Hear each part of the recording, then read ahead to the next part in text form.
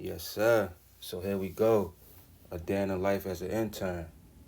Man, I don't know where I discovered this footage from, but I know I just wanted to document my journey, document what I was doing at the time. I just wanted to document the culture, where I was coming from out of Baltimore City, catching the China bus to New York City, Lower Manhattan, and having to catch the subways, getting lost several times and had to find myself, had to find a way to the Source magazine and, accepting the internship as well. I was told I didn't need the internship. However, I'm from Baltimore City, West Side Baltimore City to be exact, and, at that time, so many of my friends was getting murdered, getting killed, or getting thrown in jail, and I was still a college student, and I wanted to pick up the camera and just be a filmmaker, be a content creator, be a photographer. I just felt like it was my passion, it was my dream, and also it was my way out. At that time, many of my friends, they was falling victim up to the streets.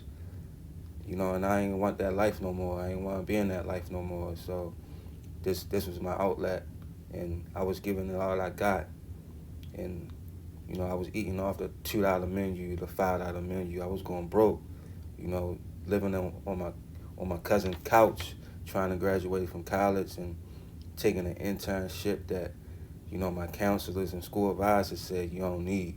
But I'm like, I need to get out of the city. Needed to get out of my city to see something different. Be around, just a new scenery, connect with new people, new vision. I just had to get it some way, somehow. And, I had to, network and just grind hard. Just hit it on all cylinders with, my head up high. And just keep running, keep moving. And the Source opened my eyes to so many things, and it's just taught me how to be creative, how to get on my own, and stand on business. So it was times in Baltimore, I was running my own TV show on the public access channel on channel 75.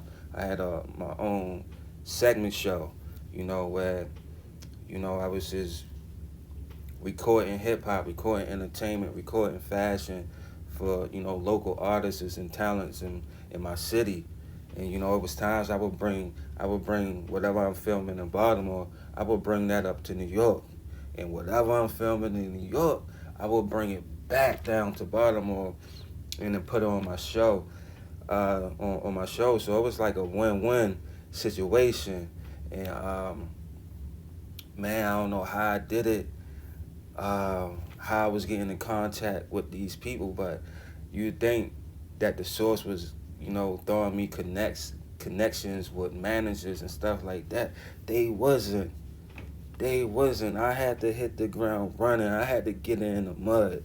I had to make these phone calls. I had to press up on managers or just artists, hitting them through, the social media outlets and stuff like that, through that message, through DMing. DMing wasn't even cool back then, but that's what I was doing, and bringing it back to the office and chopping it up and editing and stuff like that.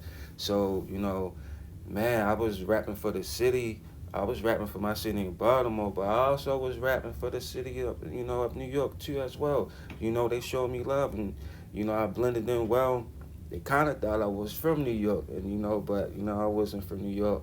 I'm from Baltimore, West Side to be exact. West Side Baltimore, and I was always aspired from the Source magazines, and since being a little kid reading them, and I love hip hop.